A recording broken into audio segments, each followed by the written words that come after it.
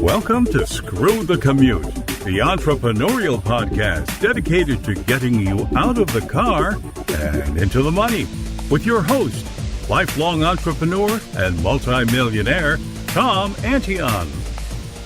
Hey everybody, it's Tom here with episode 157 of Screw the Commute podcast. Today we're going to talk about team meetings, and they are great. And listen to this, even if you're a solopreneur, this is worth listening to, because even if you eventually bring on one or two people to help you either in-house or remotely, you're going to want to start these immediately and not make the mistake of waiting 10 years like I did. Okay. All right. I hope you didn't miss episode 156. That was Andrew Alleman. He was here, and he's the founder of podcastguests.com. And he talked about the great value of being a guest on other people's podcasts. And I can certainly vouch for that. I mean, I've made a fortune being on other shows besides Screw the Commute. And I also make money for the show hosts through affiliate commissions, which is one of the reasons I get invited back. And I even recently did a Facebook Live called How to Be a Terrible Podcast Guest and What to Do About It. And I'll have a link to that in the show notes for you. So you don't want to miss that episode with Andrew. That was 156. Also, if you have any friends that want to start a business or in a business and want to improvement, please tell them about this podcast. They're going to thank you for it. I mean, you know, I've got over 50 episodes now with me doing training sessions, and I have over 100 guests that are all successful business people with great tips. So tell them about the podcast and subscribe. And please leave us a review and rating over there at iTunes. It helps out the show. Thanks so much in advance. Hey, and while you're over at iTunes, our podcast app is in the iTunes store. You can also go to screwthecommute.com/app. That's APP. And where we have complete instructions on how to use all the fancy features of the app, so you can take us with you on the road, put us on your cell phone and tablet in the car and everywhere else. All right, now I got a big freebie for you, like always. Listening to this podcast, I really appreciate it. So go over to screwthecommute.com/automate free, and you'll get a $27 ebook on all the ways I automate my business. And I mean, I've had as many as 150,000 subscribers and 40,000 customers with one part-time temp person. And the only time I started hiring more employees when the accountant told me I had too much retained earnings. In other words, I'm going to have to pay more taxes because I was, making so much money and not having any expenses towards it. So anyway, check it out. How to automate your business. And I've got another special little gift for you at screwthecommute.com/automate free. All right. And also make sure you check out the Tom Antion Internet Marketing Retreat and Joint Venture Program. That's where myself and my staff work with you for a year to either get you started in an internet business or to use the internet to take your existing business to the next level. And I got to tell you, it doesn't take you a year to start profiting from what I teach you. I mean, we had a student in my school that after 1 month was making $1,100. And I just heard after 2 months, she's replaced her entire day job income, is going to quit. All right. And she's only been in the school 2 months. So you don't have to wait a whole year, but it does take a long time because there's so many things I have to teach you. But that doesn't mean you can't start making money with it and saving money too. That's another big part of it. I save people so darn much money because when somebody comes and sees you, they know you don't know what you're talking about when it comes to web stuff and chat bots and text marketing and email and everything else and shopping carts. So they sell you whatever they can.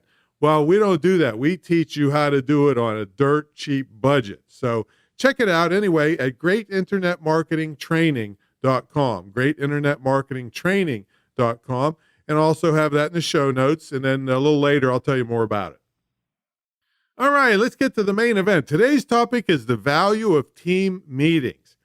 And I really didn't use them until the last 5 years or so. And as I look back, that was a stupid mistake in my business.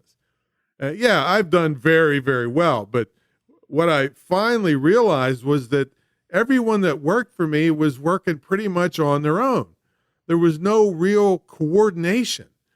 And now that I know better, that was terribly inefficient. And I can't imagine how much money I've blown over the years because of this inefficiency. It's really lucky that for most of my business life, I've been selling really high profit products and services. And they had plenty of room for mistakes like this. If I was in a low profit business, with the profit margins being thin, man, I may not have done so well. But anyway, let's talk about what you can do to start team meetings. And I basically just announced it to everyone, and I started with 2 meetings a week, and we're still doing that today. Now, for me, remote meetings made the most sense. I have people in 2 buildings, 8 miles apart from each other, and contractors a couple miles away and hundreds of miles away. It may make sense for you to have in-person meetings. I mean, if everyone works in one location and even if they didn't, it might make sense for you to have the capability of video conferencing one or more other team members that might be on the road working or homesick or taking advantage of a flex day where they work from home if you offer that.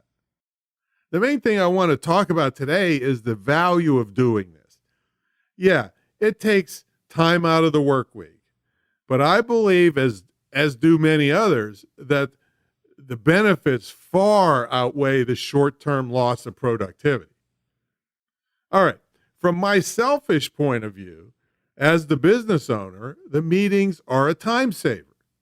Prior to this, I'd have to have maybe 5 or 6 individual meetings, I mean, depending on how many employees I had at the time, to every one team meeting. And God only knows how many meetings between individual team members were going on when one person needed to know what the other was doing. Imagine there was at least 10 or 15 meetings going on in my organization to every one team meeting that we now have. How incredibly inefficient that was. And I had already been in business for a long time. So don't think just because you've been in business for a while that you can't learn something or something is going on right in front of your nose and you didn't notice it because you say to yourself, oh, well, that's the way we always have done it, right? So it should be obvious that the first benefit I've just outlined is that everyone is informed of what's going on and in a much more efficient manner. Also, after starting the team meetings, I learned that there was frustration in the ranks, that someone would tell me something, assuming I would pass it on to the appropriate person. And then I'd get busy or not even realize they wanted me to pass it on. And then that person that needed to know didn't get the memo. And with the team meetings, everyone hears what everyone else is doing all at one time. If the point needs briefly discussed, then everyone hears that too. Now, if a deeper discussion is needed between certain team members, then they can do it together outside the team meeting time. Now, another benefit of team meetings is that some people may feel isolated, and some really great people may not have the personality type to pipe up on their own with ideas and accounting of what they're working on. See, when they are expected to speak at a scheduled meeting, they will have their chance to shine. Now, one side benefit of team meetings is that it allows people that may have boring jobs to get out of the drudgery, and in my case, a couple times a week. For instance, one of my people has to do a brief audio teaser blurb and set it to video 3 times a week for so far almost 160 episodes of this podcast. Now, even though we've got great and interesting guests, I can only imagine that gets a little tiresome after a while. The team meetings, besides being informative, are usually fun with lots of laughter mixed in with the business at hand. Now, here's how to make sure that happens. Now, shortly after starting team meetings, I noticed they were a little dry. And even though they were solving the inefficiency problem, they weren't really that much fun. And they also didn't help with another tenet of my business. I wanted to teach these young people a concept I live by of continuous improvement. So, after each person spoke at our twice-a-week meetings, I started having them tell what they did to improve themselves that week. Bingo! And you talk about fancy team building exercises, we didn't need them. Everyone learned much more about each other, and I believe built better bonds with each other and the company. We have very little turnover here. Sometimes the things are funny and sometimes serious, which lends itself to friendly teasing and joking around. Like when Lakia and her husband bought a blow-up boat. I don't think either one of them can swim all that well. And another time, Mark was thinking about building a chicken coop to go along with the pallet fort he built for his kids. Mark also builds and rehabs surfboards, and he bought an old beat-up one that smelled like chicken poop or chicken coop. I don't know. Let's see. Lakia had a picture and was bragging about the pair of sunglasses she got at the dollar store, which prompted me to tell all the young people on the line about the song Cheap Sunglasses, which they had never heard of. So everyone went to YouTube to listen to it, and it's a constant tease item for Lakia.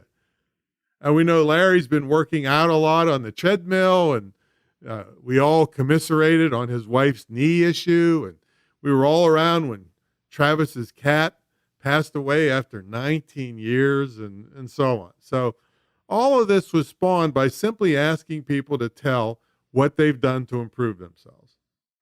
And don't think I just sit back and listen. I'm held to the same standard, and they hear about what I've been working on as the owner and my improvement stuff, like I'm learning air conditioning heating techniques because, hey, I came from a blue-collar background. I just can't stand paying $1,500 for something I could fix myself for $400. And they hear about my weight loss exploits and my bicycle trips and my dog training and all that stuff. All right, now let's talk about problem solving. The old saying is, what is it? 2 heads are better than 1, right? Well, 6 heads are better than 1. When myself or one of the others presents a problem they're having in a team meeting, well, we have everyone's experience and creativity in play to help solve the problem. I may know something they don't know. One of the others may have experience I don't have. And another person may be really interested in the topic of the problem and volunteer to research it. See, by having a team involved, you'll breeze through fixing many problems that otherwise could have nagged at you for months. Another thing open meetings help you do is catch mistakes early instead of them causing problems past the point of no return. So if someone's working on a project, let's say they're helping me create a Kindle ebook, and they're telling of their progress, and I find out that they're doing it all manually. Well, I can pipe up and tell them about how Amazon just came out with a Kindle creator software that automates the production process. Or I might hear how one of my contractors is helping a mentee with a particular problem. And the contractor doesn't know I sent the mentee in a different direction, and that problem's not worth working on anymore. Or anything myself or another team member that sees is wrong, it's fixed sooner than later, saving lots of time and money that would have been wasted. Now, a spin-off of catching mistakes is that it's a great training opportunity for everyone at once to learn something rather than try to tell them individually, which never happens, consistently at least. That way, if I or one of the other team members learn something new, they can share it on the meeting, and now everyone knows. Now, from a legal standpoint, we can make sure everyone is following our policies and procedures. For instance, what if we're doing something about the European GDPR regulation and making sure all our emails are compliant with the old Can Spam Act and that our chatbot broadcasts don't violate Facebook rules and all those things. Now, from a leadership standpoint, the team can see that I'm working just as hard as they are and I'm improving myself just as I'm asking them to. And also, how many times have you heard about bosses where the employee never hears from them unless they screwed up? I want to be there to celebrate their great work and correct their substandard work, all along the way, helping them to better themselves both personally and professionally. So let's talk about how to do it. I only have experience of doing it remotely, so that's what I'll talk about. But I do think if it's appropriate that face-to-face meetings are very valuable too.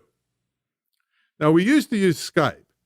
Hey, I've used Skype for many, many years for all kinds of meetings and calls, both domestic and abroad. I hate to say it, but in my not so humble opinion, it has gone downhill with poor sound quality, drop-offs altogether, and just general unreliability. We've now switched to Zoom, not only for my team meetings, but for this podcast when I do interviews. The sound quality is far superior, and I've only experienced one glitch in the past year. The free version limits you to 40 minutes, which Mark uses that to lead our team meetings. And that's usually enough. If we need to go longer, we just click back into the meeting through a link.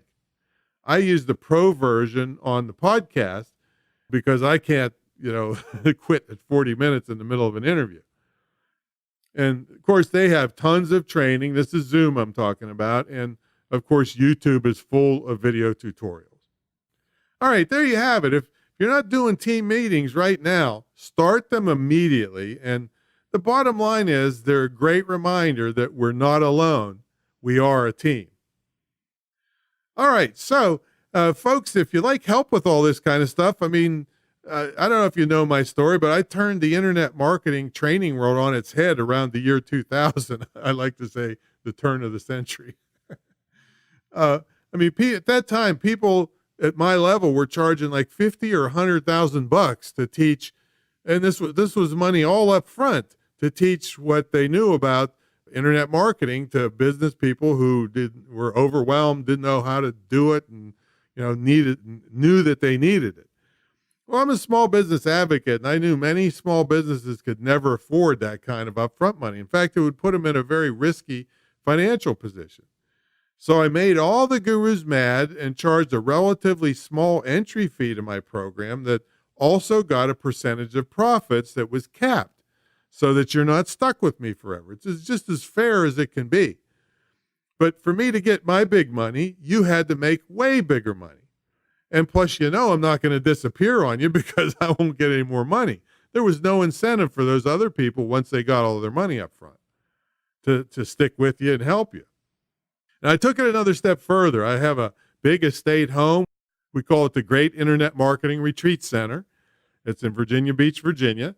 Most of the training is online, Skype, Zoom, TeamViewer, all that stuff where we help you remotely. But you have an immersion weekend here with just a small group, and it's just an amazing, life-changing experience for people.